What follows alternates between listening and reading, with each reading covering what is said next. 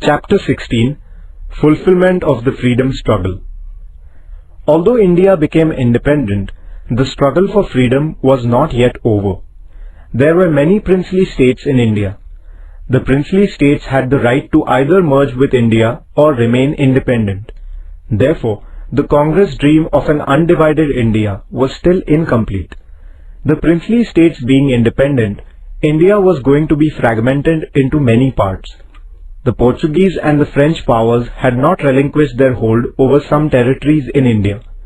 But India resolved all of these issues firmly. We shall learn more about this in this chapter. The merger of the princely states. There were more than 600 different princely states in India. Due to the influence of the non-cooperation movement, a political awakening began in the princely states. This saw the founding of Praja Mandals in the princely states. Praja Mandals were people's organizations that worked in the interests of the people in the princely states and for securing political rights for them. In 1927, all these Praja Mandals came together to form an All India States People's Conference. This gave an impetus to the movement in the princely states. After India became independent, the then Home Minister of India, Sardar Vallabhbhai Patel, with his great statesmanship, resolved the issue of the merger of the princely states. He took the rulers of the princely states into confidence and prepared an instrument of accession acceptable to all. The rulers of the princely states were thereby assured that a contract with the government of India would be made according to which only the subjects of foreign relations, transport and communication and defense would be handed over to the government of India. All other subjects would remain with the princely states. Sardar Patel convinced the princes how it was in their interest to merge with India. The princes responded well to this appeal. All the princely states except Junagadh, Hyderabad and Kashmir merged with India. Taking a firm stand, Sardar Patel resolved the issue of the merger of these three princely states. The merger of Junagadh. Junagadh was a princely state in Saurashtra. The people there wanted to merge with India. The Nawab of Junagadh, however, was thinking of getting merged with Pakistan. The people strongly protested against his decision. The Nawab then left for Pakistan.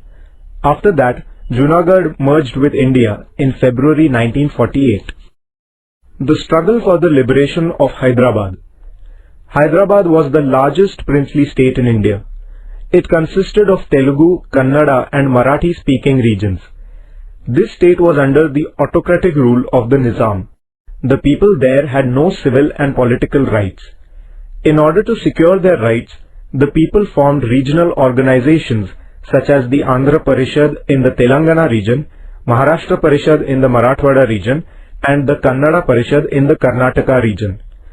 Swami Ramanand Tirth formed the Hyderabad State Congress in 1938. Narayan Reddy and Siraj ul Hassan Tirmizi were associated with him. The Nizam banned this organization. A struggle ensued in order to get the Hyderabad State Congress recognized and to secure democratic rights. It was led by Swami Ramanand Tirth. The Hyderabad State Congress passed a resolution in July 1947 for the merger of Hyderabad state with India. The Nizam, however, took an anti-India stand and started machinations to get Hyderabad merged with Pakistan. With a view to rejecting people's demand for merger with India, Qasim Razvi founded an organization called Razakar with the backing of the Nizam. Qasim Razvi and his followers committed atrocities not only against Hindus but also against the Muslims who supported the democratic movement. This inflamed the public opinion everywhere. The government of India tried to negotiate patiently with the Nizam, but he refused to respond. At last, the Indian government started the police action on 13 September 1948. At last, the Nizam surrendered on 17 September 1948. Hyderabad was merged with India. The struggle of the people in the princely state was successful. The contribution of Marathwada in the struggle for the liberation of Hyderabad.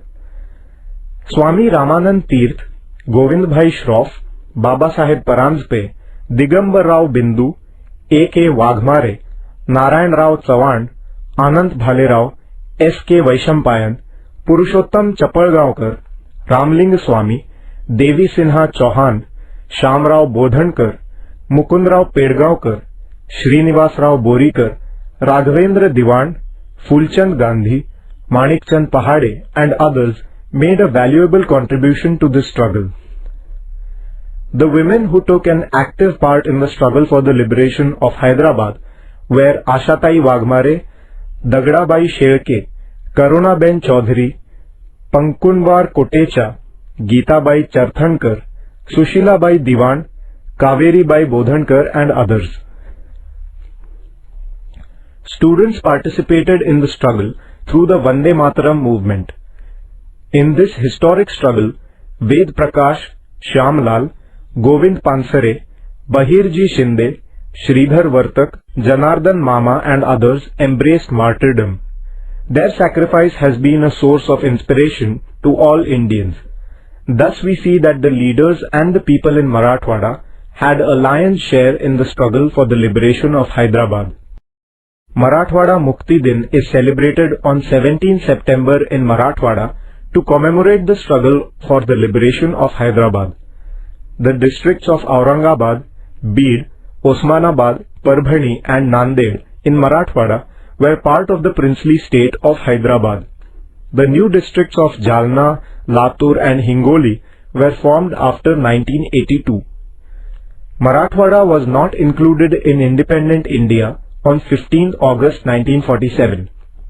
After the inspiring struggle of the people, this region was merged with India in 1948. This unique struggle will always inspire the people of the entire country. The Kashmir problem. Hari Singh, the ruler of the state of Kashmir, had decided to remain independent. Pakistan had intended to secure the merger of Kashmir with Pakistan. For this purpose, Pakistan began to put pressure on Hari Singh. At the instigation of Pakistan, armed intruders attacked Kashmir in October 1947. Hari Singh then signed the instrument of accession with India. After Kashmir had thus merged with India, the Indian army was sent for the defense of Kashmir. The army won back a major portion of Kashmir from the possession of the intruders, but a part of it remained under the possession of Pakistan. The merger of the French colonies. Even after India had become independent, Chandranagar, Pondicherry, Puducherry, Karaikal, Mahe and Yanam territories were in the possession of the French. The Indian natives there were eager to get merged with India. The Indian government demanded that these territories, being parts of India, should be handed over to India. France held a plebiscite in Chandranagar in 1949. The people there voted for India. Chandranagar was handed over to India. Thereafter, France handed over the rest of the territories to the government of India. The struggle for the liberation of Goa. Portugal declined to hand over the territories under its possession to India. Indians had to struggle for securing these territories. Dr. T.B. Cunha was in the forefront of this struggle. He worked to bring about an awakening of the people against the Portuguese government. He founded the Goa Congress Committee to struggle against the Portuguese. Later, he founded the organization the Goa Youth League in Mumbai in 1945. In 1946, he entered Goa and violated the ban on public speech. For this, he was sentenced to 8 years of imprisonment. It was in the year 1946 that Dr. Ram Manohar Lohia started a satyagraha for the liberation of Goa. Violating the ban, he delivered a public speech at Madgaon in Goa, for which the Portuguese government deported him.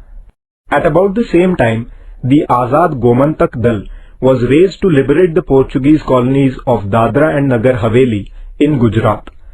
On 2nd August 1954, youths of the Azad Gomantak Dal mounted an armed assault and liberated the territories of Dadra and Nagar Haveli from Portuguese rule. Among those who participated in the attack were Vishwanath Lavande, Rajabhau Wakankar, Sudhir Phadke, Nanasaheb Kajrekar and others. In 1954, the Goa Mukti Samiti was formed.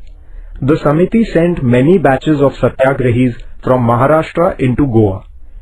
N.G. Gore, Sudhir Phadke, Senapati Bapat, Peter Alvarez, Mahadev Shastri Joshi and his wife Sudhatai participated in this satyagraha. Mohan Ranade was a leader of great daring in this struggle. The Portuguese rulers subjected the satyagrahis to unlimited tyranny and atrocities. Some of them became martyrs to the Portuguese tyranny. This infuriated the public opinion in India. The liberation struggle in Goa intensified further. The Indian government was patiently holding negotiations with the Portuguese government, but they did not respond. At last, the Indian government unwillingly took the decision of using military force. In December 1961, the Indian army entered into Goa. Very soon, the Portuguese army surrendered. On 19 December 1961, Goa was liberated from Portuguese dominion.